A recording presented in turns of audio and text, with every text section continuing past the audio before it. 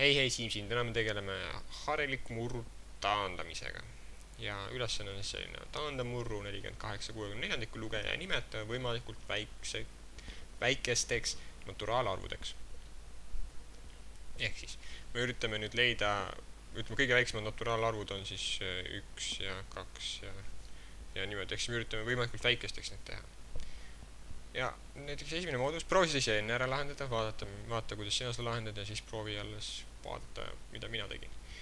Katseta. Ehk siis esimene minu moodus, mida ma teen, on tunnetuse moodus, ehk siis kui mul on väga hea tunnetus, ma peaksin selle üsna kiiresti saama tehtud.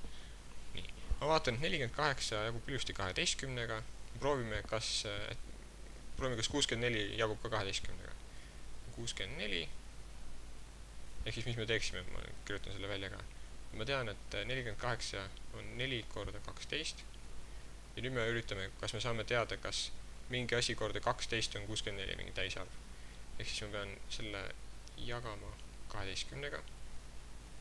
Nii, ja vaatame, mis siin on. Ma tean, et 12 korda 5 on 60 täpselt. 5 korda 5 on 60. Ja kui me nüüd need lahutame, siis mul jääb siin jääk 4,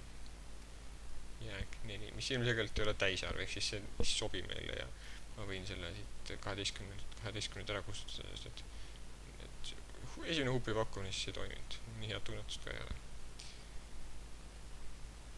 Nii, proovime midagi muud.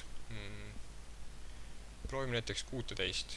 16 on, kui ma tean, et 64 on 4 korda 16. Selle üle me siin 4-ga ära kustutama, siis ei jää siia. Vaatame, kas 48 sisse läheb ka 16. Tegelikult me saame seda päris lihtsalt teada, sest 64 miinus 16 ongi 48. Ehk siis ma võin seda julgelt kirjutada 3 korda 16 ja 4 korda 16. Ja kuna ma võin need sisust jätta kirjutamata, need sisust taanduvad maha, siis meil jääbki alles ja nende asemel tuleb 1 ka kirjutada, muidu need jäävad nagu nulliks. Ja see ei ole õige. Ehk siis, kui ma nüüd 3 ja 4, jääbki 3/4. Millest enam mina väiksemaks ei oska minna, sellepärast et 3/4 on päris väiksed arvud. Ma ei tea, ma ei oska neid enam väiksemaks teha. Neid ei saagi teha. Ja teen teise moodusega ära. Ja teine moodus on selline, kus ei ole siis vaja mingit huupi pakkumist, et kui sul ei ole nii head tunnetust veel, või siis paremat tunnetust kui mul, siis ma pidin ikka päris kaua sellega jamama.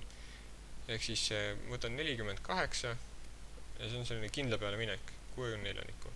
Kõigepealt vaatan kõige väiksema arvu. Üks siin oli see, et me üritasin võimalikult suurele arvule pihta saada, et kohe seda vastust kätte saada.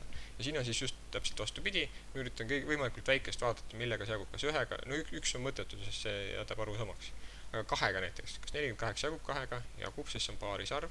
Ja 64 jagub ka 2-ga, eks see on ka paarisarv. Me siis otsime üles, mis on see 48 jagatud 2-ga 24 korda 2 sisuliselt. Ja 64 on 32 korda 2. Ja need kahed ilusti taanduvad maha. Ja me saame minna edasi. Nii, vaatame jälle, mis on kõige väiksem, mis siia läheb. 24. Ja see on paarisarv ja paarisarv on ilmselgelt kelle 2 väga hästi läheb. Ehk siis meil on 24 2-ga on 12 korda 2 ja 32 jaotud 2-ga on 16 korda 2. No ilustele me saame 2 maha võtta.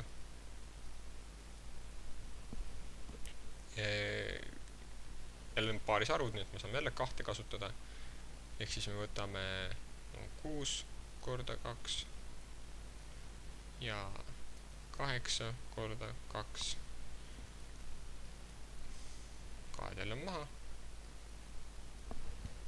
Ja kuna 6 ja 8 on jälle paaris arvud, siis me saame jälle 2 kasutada. Üldiselt saab peaaegu alati saadki ainult 2 kasutada. Kui sul paaritud arvutus, sa pead hakkama 3 ja 5 ja näiteks 7 peale mõtlema alguses. Nii. Ja need lähevad jälle 2-ga, ehk siis mul tuleb 3 8. Oih, 8 peab ka jagama, ehk siis see on 3/4. Nii. Ehk siis me olemegi vastuse jälle kätte saanud. Või seda ma väiksemaks ei oska teha, on 3/4. Ma kirjutan siia vastusega vastus. 3/4 väiksem.